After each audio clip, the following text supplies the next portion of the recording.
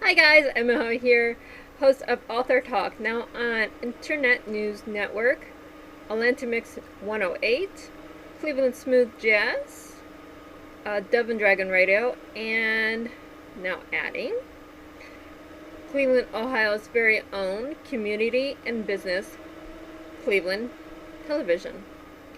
What a mouthful to say, but I am thrilled to be here to share a little bit about each of those networks with you. Interviews from Author Talk themselves you can find here. Other interviews, please find the links because you're missing out on a lot of things. In the meantime, hit the subscribe button, hit the little blue alert thing, and keep up on everything going on. Talk to you everyone later.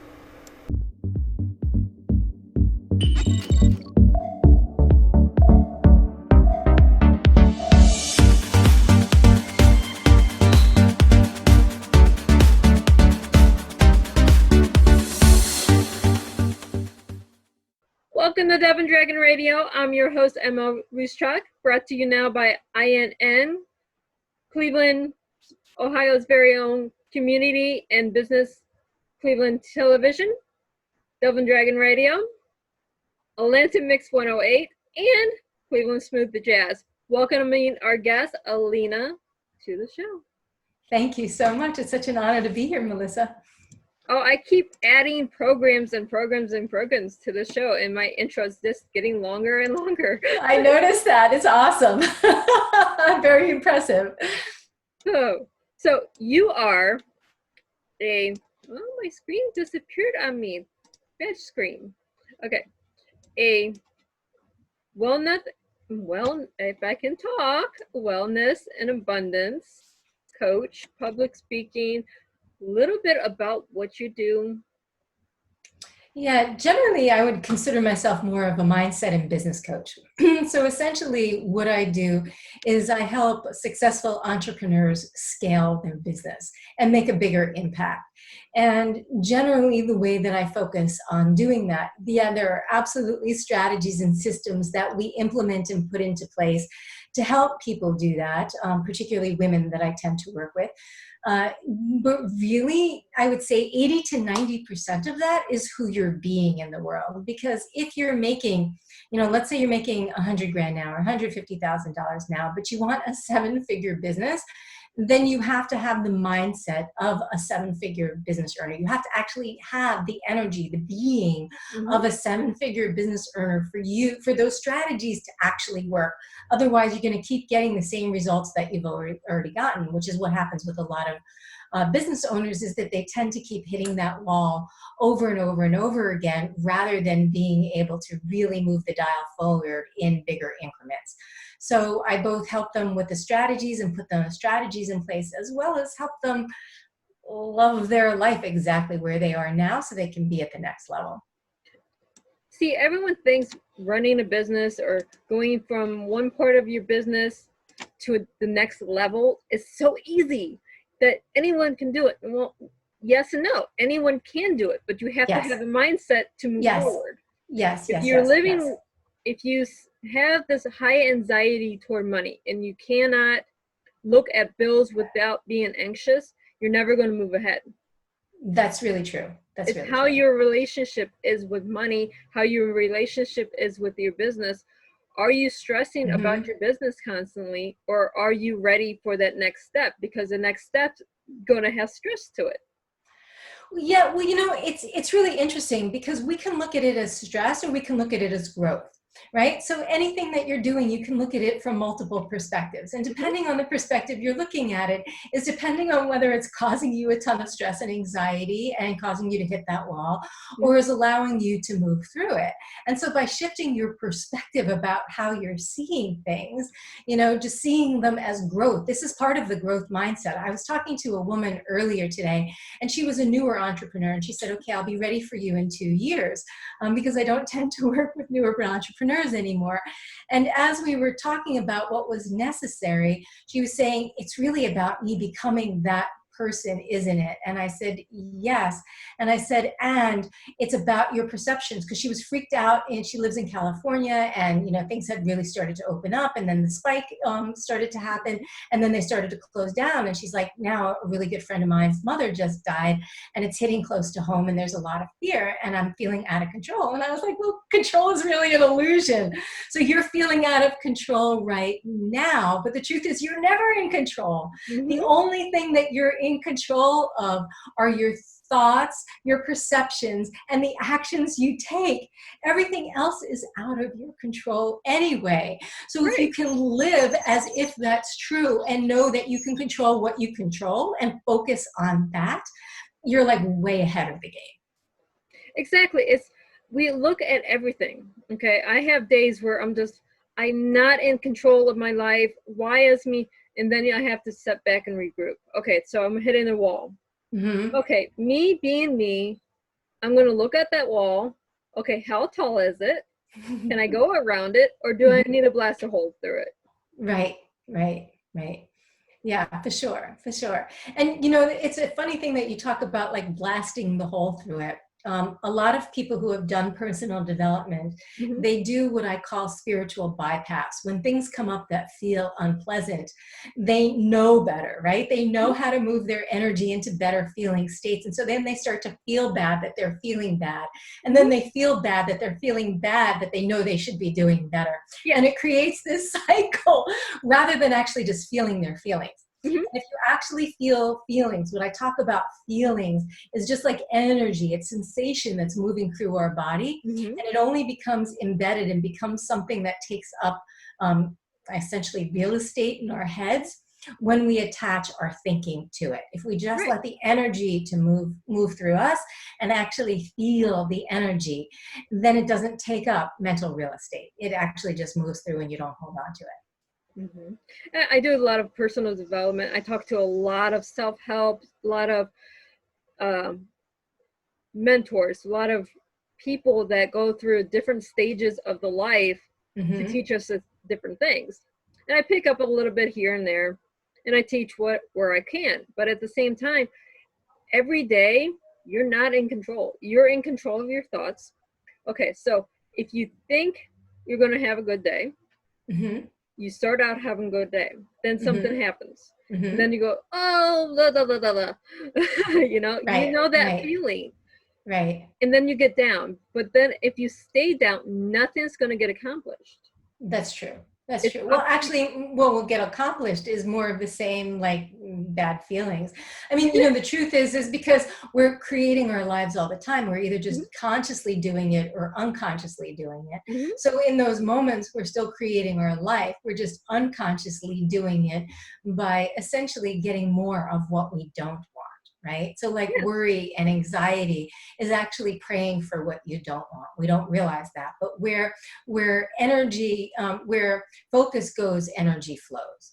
And so wherever you're putting your focus and attention, if you're putting it on things that, are difficult or challenging in your life rather than solutions and just using it as feedback, that's like a really important thing. I said to somebody else earlier today, entrepreneurs fail far more frequently than they succeed, but it's that they succeed at a higher level that it overcomes the failures. And if you're failure averse, if you believe that it is actually failure makes it mean you're a failure, then you really won't get anywhere. It's just data and information. It's only feedback. It doesn't mean anything unless you make it mean something by ascribing a meaning to it. Exactly. We all have our personal goals. We all have personal successes and personal failures. But if we look at the personal failures as data, then it's no longer a failure. It's data to get us to the next step. It's just information to get you to the next step, Melissa. That's exactly right. We do this every day within our lives, but then we start comparing what the Joneses are doing, or the Smiths are doing, or I love this. And when you're comparing your personal success to someone else's, it doesn't compute. No, it doesn't. And it's a funny thing because we can talk about like the overnight success. The 10-year overnight success is what I like to call it. Yes. So, for example, we have no idea how long somebody else is working, and somebody else who I was talking to the other day. I have a lot of networking calls Mhm. in any given week, so I talk to a lot of different amazing, amazing, high achieving women. And one of the women was talking to me about how she thought this one person, she like totally wanted their life. She saw their success and she was like comparing herself and even envious of what they had. And then she met them and she started to see some of the issues they had in their life. And it started to, help her realize that everybody's got their issues, and Mhm. what we see on the outside as their success may be actually different from what's really happening behind the scenes. Oh And we yeah. have no idea how long it took them to get to that place. No, we see actors on TV. Mm-hmm. These are public figures, so we see them on TV every day, and Yep. we think they just walked on a Hollywood set, said, "Here I am. I'm the big star now because I'm in this top-rated movie. Just Mm-hmm. insert a movie here, or insert an actor here." And the truth is, it took them at least 10 years to get to this spot that we're seeing today. They Right. have Right. probably did commercials. They probably did print work, which is your newspaper ads. They probably did Calvin Klein ads. We don't see all that until we start Googling or they release it later on. Yes, when they talk about their stories later on, then we see the succession of what they had to go through to get to where they are now. But very few people, I'm not saying it doesn't happen, very few people have just been handed the silver spoon and essentially not had to work to get where they are. Yes. So most people have had to do a tremendous amount of work. And when you look at many, many millionaires, they've lost their money as many times as they've made it over the years. And it's the mindset that they have. I call it a mindset 3.0. It's like a bulletproof mindset that they have that's allowed them to continue to rebuild no matter what life dishes them. Yeah. And How many yeah. times have we seen a millionaire, a billionaire, Hmm. even file Hmm. bankruptcy, and then Yes. 3 to 5 years out later, they're back on making billions of dollars. Right, right. I have this analogy that I use, which is I say is if you collected all the money in the world, every single penny, yen, pound, whatever it is, you collected it all in the world from every single person, rich or poor, doesn't matter. And Mhm. you took it all up in airplanes and you dropped it equally down in airplanes so that everybody got an equal share. That within 2 to 3 years, if not even less time, that we would have the same, like everybody would have pretty much the same amount of money that they do now. Yeah, it's not that this person, we can redistribute wealth around the world, give everyone exactly the same thing. But if Mm-hmm. your mindset is set on, I'm going to spend every penny I had because I never had pennies before, Right, right. then you're never going to get ahead. That's If true. That's you have true. the mindset of being very frugal and saving every penny and making every penny count or work for you, then you're going to get ahead and start making those millions back. I would say that there's a certain combination of the two, although the latter one by far, because what I would add to the latter one is making serious investments in yourself, particularly as service providers. When entrepreneurs are service providers, they're pretty much the business, right? They may have a whole team of people in a larger company, but Mhm. they are the business. And when you make investments in yourself and growing yourself, that is the biggest return on investment that you could possibly get in business. And that is, for me, a wise investment that will grow dividends for so many years to come. And people don't realize that, yeah, Right. how important it is. It was a few years ago, I did a interview on someone. They're like, if you take I think a musician was the key. They're selling their service, their music for $2 on Hmm. some Hmm. app. Hmm. Okay, they then get an agent and go, no, we're not going to sell this $2 piece of music or $2 CD. We're not going to sell it for $20. Mm-hmm. Why are we selling it for $20 if no one's buying it for two? Because now you're worth something. What is your Right. worth? What Right. is your personal worth? Mm-hmm. Whoops, sorry about that. Oh no, I have dogs and I work from home, so I perfectly understand. Perfect. Perfect. Awesome. I Awesome. mean, this is COVID season. We all work from home. We're We all not work from home. I work from home anyway, to be honest. I always work from home. So that never changes for me. Yeah, me either. I prefer to work at home than in a studio. Why am I going to go to a studio when I can do everything like we are doing today? Awesome. Awesome. So yeah, thanks for your understanding.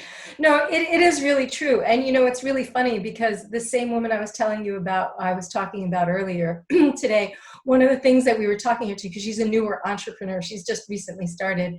And I was talking to her uh, about high ticket programs. Mm-hmm. And I was talking to her about something in, like, she's a coach. And so the coaching industry in particular, and it exists in other service providers as well, there's an ascension model, right? Yeah. And the ascension model is start with a low ticket offering that gets people interested and gets them to know you and like you. And then, after they spend their, I don't know, $49 or $99, then maybe they'll spend another $499. And then you can get them up to, $1,999. And then maybe you can get them to a high ticket offer.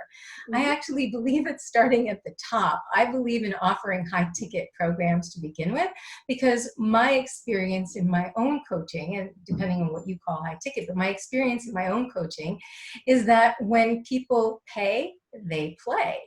And when people have more skin in the game, they're more invested in getting their results. Because there's like this crazy statistic that 97% of like low ticket programs either never get opened or never get finished. And so when people are in the business of transformation, the key to get transformation is to help people invest in themselves. Going back to what I was saying before, help people invest in themselves in a bigger way. And for me, that's by offering higher ticket programs. So that goes to exactly what you were saying about the musician going from $2 to $20, and why are people going to pay that now? Yeah, I'm Perceived just value. using, real world. We see this in stores. Right. Well, I don't know this person at $2, but their CDs are now $20, so they must be good. The perceived value has gone way up. Yep. Yeah.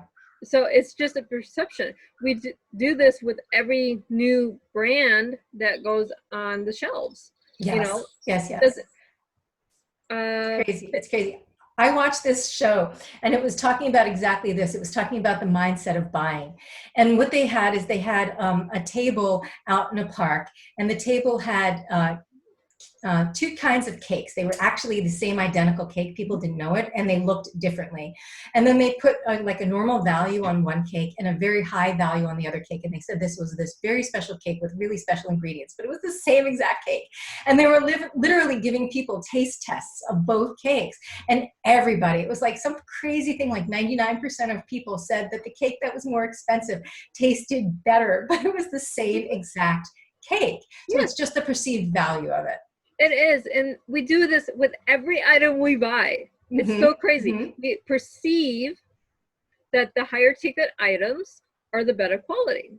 Well, if you're in a service, your higher ticket items better be better quality. Absolutely. But when we're buying stuff for food, it's the same thing. It is the same thing. Potato is a potato. You're paying for the brand.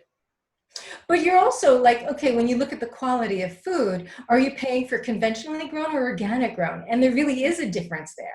Yeah. And I think that there is a difference in that service provider, because I think what so many people offer out there in the world to people is information, not transformation. And when I look at information as kind of conventionally grown vegetables. And when I look at transformation, I look at like organically grown vegetables of like what that's really going to do for your body. Right? Yes. I mean, I was sitting here before the Zoom, and if you would have met me 2 years ago, I would never have done this Zoom call. I would never have been on camera, because I never saw that I was pretty or I was good enough or anything.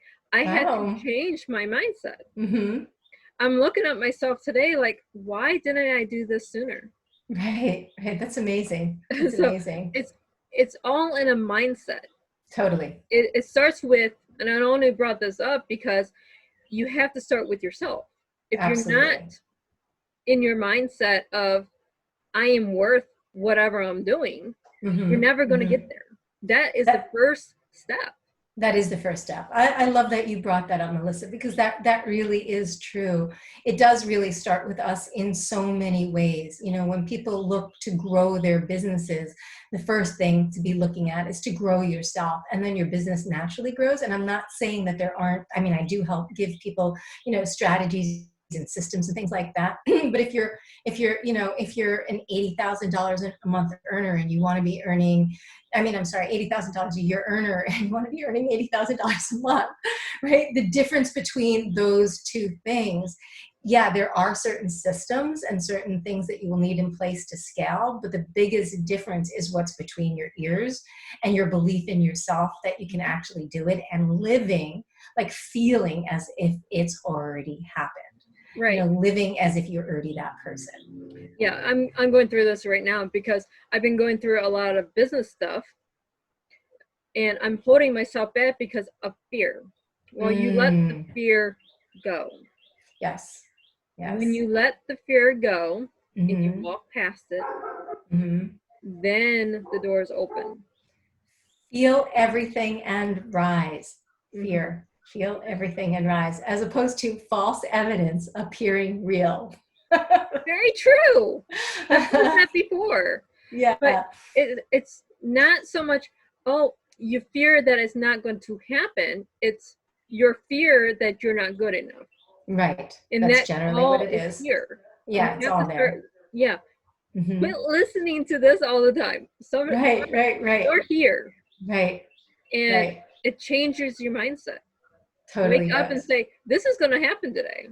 Right. But what you just talk about, wake up. Hmm. So, you know, I would say the first hour of your day sets the tone for your day more than anything else. And how do people wake up? What do? They check their phone, they get on social media, you know, they do the same habits every single day, and then they wonder why they're not getting, you know, more progress in their business, why they're not moving their business at a faster rate. It's because some of it is because of the habits that they have and that they've developed, that they haven't developed, you know, bulletproof habits. Yeah. Um, One of my mentors, Damien, Mr. Fubu, there we go. Okay. He had a webinar. The first thing he gets up every morning is read the hustle. Mm-hmm. Um, it's an email for them. Mm-hmm. It comes through your email every morning at the same time, Mm-hmm. and he reads it. I started reading it. It has a lot of good information there. It's all business related. So Mm-hmm. now I'm reading the same thing as someone that's making multi-million dollars. So I have, Awesome. so I'm changing my mindset. I Mm-hmm. don't want to be the person laying in bed looking at my phone Right. Right. and going on social media. I will lay on Exactly. my phone, read my hustle uh, newsletter every morning, get up, get my coffee, get myself presentable. And I'm not going to get presentable in a t-shirt and pair of sweatpants. Right. Right. That's not presentable. I'm working from home. But what am I Right. wearing? I'm wearing Calvin Klein. Why? Because my mindset is I'm a CEO. I don't sit in Exactly. pajamas. I love that. I so love that because that is so true. Because you're embodying the persona of that person, and that's what you're talking about. And that's really key, of Mm-hmm. subtle ways that we can embody that persona. Mm-hmm. You know, like upgrading certain elements of your life and lifestyle. And they don't have to be even really expensive, but upgrading from economy class to first class or even business class. Mm-hmm. And, you know, first class being first class of value to you, not necessarily first class in expense, which Right. is really key. And so that's what you're doing, right? You're becoming that person. Yeah. I It's all in changing the mindset. And I Hmm. didn't understand this even 6 months ago. I was hitting a Yeah. wall. Why am I hitting this wall? Mm. Talking to all my mentors, talking to all my coaches, doing these interviews, I'm like, oh, light bulb moment. I'm thinking like an employee, not as a A boss. CEO, right, right. Yeah, huge difference. And as a matter of fact, it's so funny because pre-COVID, I started to work with one of my clients, and she has a $500,000 business, and she's has 10 people on her team. Now, she considered herself almost like a peer, not the CEO of her company. Mhm. And when COVID hit and she realized how everybody jumped ship and she was left holding the bag, she finally got, I'm actually the CEO of this company. And we helped her, move her position to become a servant leader of her team. Mhm. And she was able to, it's incredible, the transformation in her business that she had by just stepping up her leadership and owning who she was and helping lead her team properly. And then that she was able to motivate them and re-engage them. And now when they're open, she's positioned her company to a way that she's wanted to grow it for years, that she couldn't figure out how to do it when she was the peer. Now Yeah. that she's standing in the CEO position and she knows who she is and she knows what she needs to do in her company is growing by leaps and bounds, and she was able to step out from doing the work that she was able to do before and now run her company, which is amazing. Right. So yeah. There's another thing with being the CEO. When you are the boss, now you have your employees. Then you have that's your management team. Now Mhm, below that, then you have your employees. Your mhm. employees need to go to your management team before they go to the CEO. Right, right, right, And right. I'm teaching not my employees, but my authors, hey, I have a management team. They're here, Mhm, they're not lackeys, they're my management team. They're there mhm. so I can do business. Awesome. That's beautiful. I love that, Melissa. That's really great. I had to learn this. Yeah. Well, the truth is, I think we all have to learn it at some point. It's just how it came to us in various different stages. Yes. Because, we're not taught this in school. We're not, I mean, I wish mindset was taught in school. It's Oh, so do I. one of my sexy projects is to Mhm. create a curriculum, a core curriculum that's taught from K through 12 Mhm. in age appropriate learning about these things, because Yeah. this is the thing that creates success in any area of life. Mhm. And so, like, it should be taught at that level. By the time we get to be adults, we have to undo all of the programming that we've had for all of I those years. Why know. not teach it young? It's insane. We're as adults, we assume the schools are preparing us for life. Well, the schools are not preparing us for anything other They're than preparing us for tests. maybe math, do tests, Yes. and that's Yeah, it. There's not totally. they're not helping with social um, interactions. They're not helping with mindset. They're not helping with getting a job. They're not helping with maintaining your checkbook. No, no, no, they're So not at we all. have It's to crazy. take everything we learn in schools and throw it Hmm. away.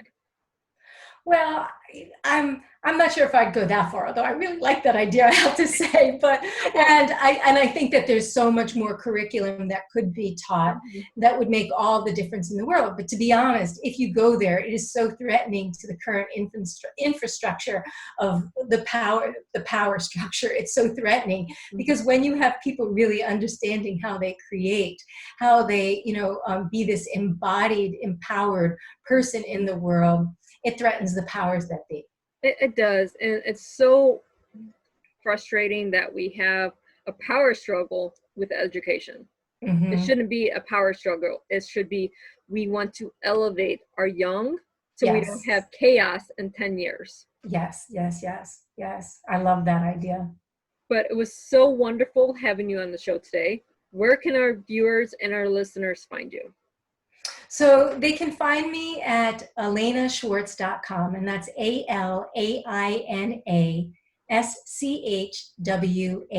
ALAINASCHWARTZ.com. And also, I'm on LinkedIn at alainaschwartz.com. I spend a lot of time on LinkedIn networking with people. So it's an easy way for them to check out my profile and what I'm most up to date with. And if they, again, type in that spelling, I'll come up again there as well. And I want to say one thing about LinkedIn. LinkedIn is a professional site. It's not Facebook. That's true. That's true. Facebook is where you put all your dirty laundry. Yeah. LinkedIn's where you want to be the boss. Yes, LinkedIn, I look at it as it's a platform for CEOs. You want to be a CEO, come and play like a CEO Yes. and do business like a CEO. And that's what LinkedIn allows you to do. That's what it's meant to do. Hmm. I've had to take people off of my LinkedIn network because they don't act like CEOs. They act like Facebook, whatever. I don't want to see your dirty laundry on LinkedIn. I get it. I get it. I'm not going to hire you that way. I totally understand. I totally understand. Yeah, and that's the other thing is that you get to be much more selective about, well, I think you do on Facebook as well, but much more selective about who you allow in your network. So I only want to network with successful high achievers. So that makes it a lot easier. I'll connect with you if you're an author and you're trying to elevate yourself. So I'm a publisher. That's what I do. But at the same time, I don't want to see your dirty laundry on Facebook or on LinkedIn. On LinkedIn. On Facebook, I don't care what you do. Uh-huh. But thank you so much for being on the show. And everyone, let's do some mindset work. Like, really, let's elevate our current culture to get to where we need to be. Amen. Have a wonderful day. You too. Thanks.